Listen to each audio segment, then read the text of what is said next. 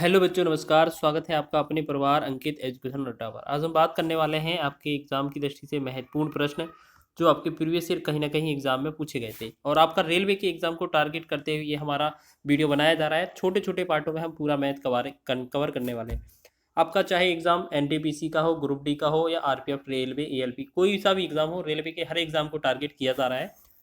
Previous year सभी महत्वपूर्ण क्वेश्चनों को आपको सॉल्यूशन कराया जा रहा है ट्रिक के माध्यम से। तो यहाँ पर बात करेंगे। इसमें पहला क्वेश्चन है, 22 प्रेक्षणों का माध्य 10 है और 2 प्रेक्षणों को शामिल करने पर नया माध्य 11 हो जाता है, तो 2 नए प्रेक्षणों का माध्य क्या है।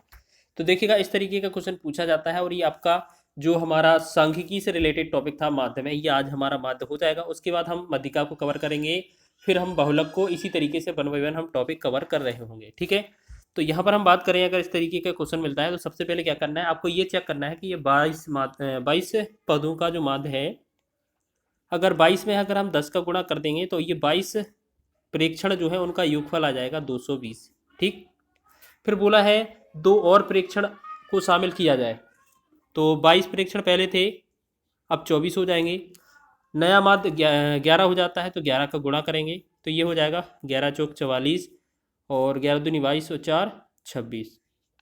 यानी कि पहले हमारा योगफल कितना था, पहले हमारा 220 था, लेकिन अब कितना 264 हो गया है। ठीक है, तो इनमें अगर हम शेष निकालेंगे तो शेष का योगफल आ जाएगा 2 परीक्षणों का। तो अगर इसमें से हम क्या करें, 264 में से अगर हम 220 हटा दें तो ये 4 4, ठीक है, 44 बनेगा, जो 2 परीक्षणों का टोटल योग हो जाएगा। लेकिन अगर 2 का परीक्षण का माध्य निकालना है तो हमें क्या करना है, 44/2 कर देना है, हमारा भाग जाएगा 22 बार। तो 22 इस क्वेश्चन का राइट आंसर हो जाएगा।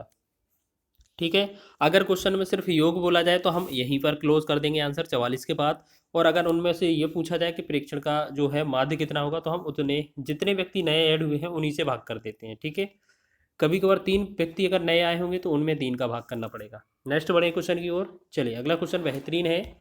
प्रथम 6 अभाज्य संख्याओं का माध्य ज्ञात कीजिए। तो पहले जो आपका अभाज्य संख्या होती है उनका पता होना चाहिए आपको, तब ही आप इस क्वेश्चन को लगा सकते हैं। तो बात करेंगे, पहली आपकी अभाज्य संख्या जो फैक्टर प्राइम नंबर होते हैं वो क्या होते हैं। पहले 2 होता है, फिर 3, फिर 5, फिर 7, फिर 11, फिर 13, और इसी तरीके से ये क्या है, बढ़ते जाते हैं। ये क्या है, अभाज्य संख्या है। हमें कितनी चाहिए थी, प्रथम 6 अभाज्य संख्या। देखो, हमने 6 शुरुआत की लिख ली, इन सभी को जोड़ देना है। ठीक है, हमें क्या करना है, इन सबको जोड़ देना है। तो 2, यहाँ पर देखो, इन सभी को जोड़ देंगे तो 2 + 3 + 5 + 7 + 11 + 13, और बटा में जितनी संख्या है उससे भाग करेंगे। तो 6 अभाज्य संख्या है, 6 से भाग कर देंगे। तो जोड़ेंगे अगर हम, देखो यहाँ पर, तो 13 और 11 कितना, 24, 24 7 31, 31 5 36, 36 3 39, और 2 41। ठीक है, तो ये बनेगा कितना, टोटल 41, और बटा में ये कितना है, 6, तो यही हमारा आंसर हो जाएगा 41/6। ठीक है, एक बार और चेक कर लें क्या, 11 13 24 और 7 31, 31 5 36 और 5 41, बिल्कुल 41/6 हमारा राइट आंसर होगा। ऑप्शन नंबर सी में दिया हुआ है।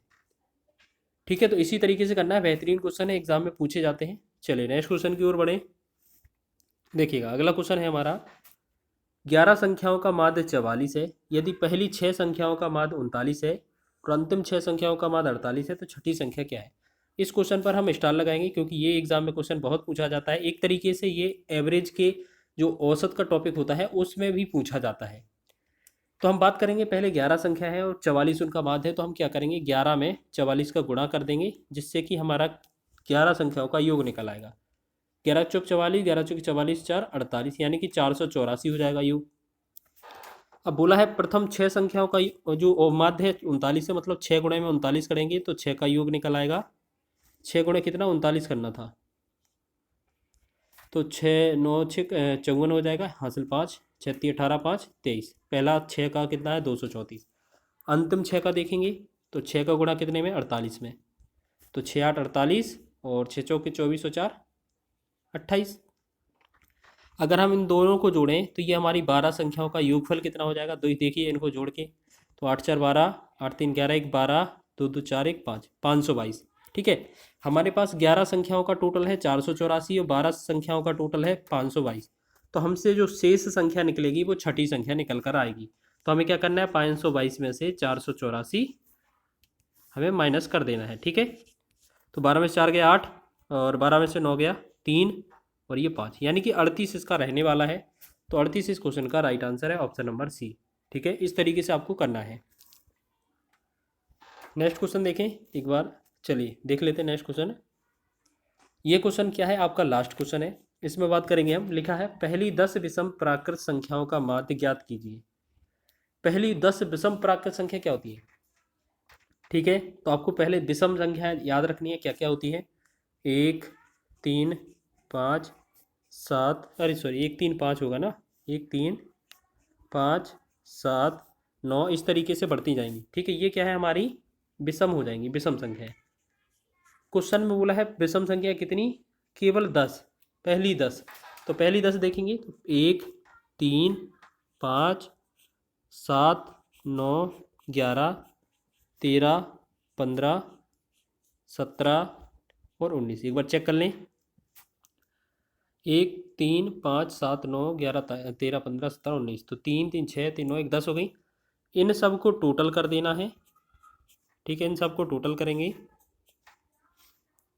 और इसमें टोटल संख्याओं से भाग कर देंगे, 10 से भाग कर देंगे। ठीक है, ठीक है, 10 से भाग करेंगे। तो हम एक चीज़ याद रखना है यहाँ पर, इनको ऊपर वालों को जोड़ें अगर, तो ये क्या है देखो सॉरी, आपको आसान तरीके से जोड़कर बताते हैं। 1 और 19 20 हो जाएगा, 17 और 3 20 हो जाएगा, 5 और 15 20 हो जाएगा, ऐसे 7 और 13 20 होगा, 11 9 20, यानी कि कितनी बार, 5 बार 20 बन रहा है। इसका मतलब क्या है, ये टोटल योग जो है वो हमारा कितना है, 100 है। तो हम क्या करेंगे, टोटल जो योग है 100 ऊपर बटा में 10, एक जीरो से एक बिंदु कट जाएगा तो ये बनेगा 10। 10 इस क्वेश्चन का राइट आंसर होगा। ठीक है, ये तो आपने समझ ही लिया है। इसके साथ साथ हम आपको एक ट्रिक बताते हैं। आपको क्या करना है, आप पहले विषम संख्या लिख लीजिए, 1 3 5 7 9 11 13 15 17 और 19। ठीक है, कितना, 3 3 6 3 9 1 10 संख्या हो गई। तो आपको इसमें क्या करना है, देखिएगा आपको पूरा जोड़ने की आवश्यकता नहीं है। कभी भी याद रखना, एक सीरीज में चल रही हो संख्या, उनका जो अंतर हो, डिफरेंस हो, वो सेम हो। जैसे यहाँ पर 1 और 3 का 2, 5 और 3 का 2, 7 और 5 का 2, 7 और 9 का 2, 11 9 11 का 2, मतलब एक क्रम में बढ़ रही हैं और उनका अंतर हर बार समान आ रहा है। अब वो हर बार चाहे 2 आए समान, 3 आए, 5 आए, 50 आए, 500 आए, कोई भी मतलब नहीं है इससे। बस ये चीज़ देख लेना, सीरीज में बढ़ रही है और या तो समान घटना चाहिए या बढ़ना चाहिए। फिर उसका माध्य कैसे निकाला जाता है, मात्र 1 सेकेंड लगेगा। आपको पहली संख्या और लास्ट संख्या को जोड़ देना होता है, पहली संख्या प्लस का लास्ट 19 बटा में 2 कर देना बस। तो 19 से कितना होगा, 20 बटा में 2, तो ये बनेगा 10 आंसर। ठीक है, यही बना था ना। चलिए देखिएगा, एक क्वेश्चन हम आपको ऐसे बताते हैं, जैसे मान लें कहीं अब आपसे क्वेश्चन में पूछा जाए कि 2 4 6 8 10 12 14 16, 14 16 हो गया, 12 के बाद 14 था ना, 14 16 18 20 या 22, और भी ज़्यादा ले सकते हैं। तो अगर हमसे पूछा जाए इनका माध्य निकालिए या औसत निकालिए, तो हम क्या करेंगे, पहली और आखिरी संख्या को जोड़ देंगे। तो कितना, 2 प्लस का 22 जोड़ देंगे, बटा में 2 लिखेंगे, तो ये कितना, 24 बटा में 2 होगा और ये कितना, 12 आ जाएगा। तो ये 12 इसका राइट आंसर आएगा। ठीक है, तो इसी तरीके से आपका पूछा जाता है। ठीक है, तो एक तो तरीका ये है, और कुछ क्वेश्चनों में जहाँ पर सीरीज चलती है तो आप एक तरीका और लगा सकते हैं। बस ये लास्ट तरीका है आपको समझाने के लिए। क्या चीज़, आपको क्या करना है, ये सीरीज दे दी, अब ये कितनी भी बड़ी हो सकती है। जैसे एक सीरीज और ले लें, 1 3 5 7 9 11। ठीक है, अब आपको क्या करना है, इस छोटे वाले एग्जाम्पल से आपको समझाते हैं। आपको विषम और सम से मतलब नहीं है। ठीक है, यहाँ पर 1 3 है, इस तरफ से इस तरफ का नंबर हटाते जाते हैं, 1 1 1 1 दूसरा दूसरा, मतलब पहला पहला दूसरा दूसरा नंबर हटाएंगे तो बचेगा क्या, 7। तो इसका आंसर आएगा 7। एक बार वेरीफाई कर लें, क्या 3 को और 11 को जोड़ दें, पहला और लास्ट, मतलब 3 और 11 जोड़ेंगे तो ये 14 बनेगा, बटा में 2 करेंगे तो ये कितना, 14 बटा में 2, 7 ही तो बनेगा, बिल्कुल 7। अब इसका भी चेक करने की ज़रूरत नहीं है। देखो यहाँ 2 लिखा है, यहाँ 22 लिखा है, तो यहाँ 22 और 2 जोड़ेंगे तो 24 बटा में 2 कितना आएगा 12। नहीं तो आप करेंगे कैसे, पहला अंक पहला हटा दिया, दूसरा दूसरा हटा दिया, तीसरा तीसरा हटा दिया, चौथा चौथा, पाँचवा पाँचवा, यानी कि ये कितना आया 12। तो आप समझे, इस तरीके से भी आपका औसत या माध्य निकाला जा सकता है। तो वीडियो पसंद आया हो तो वीडियो को लाइक करें, चैनल पर नए हैं तो चैनल को सब्सक्राइब कर लें।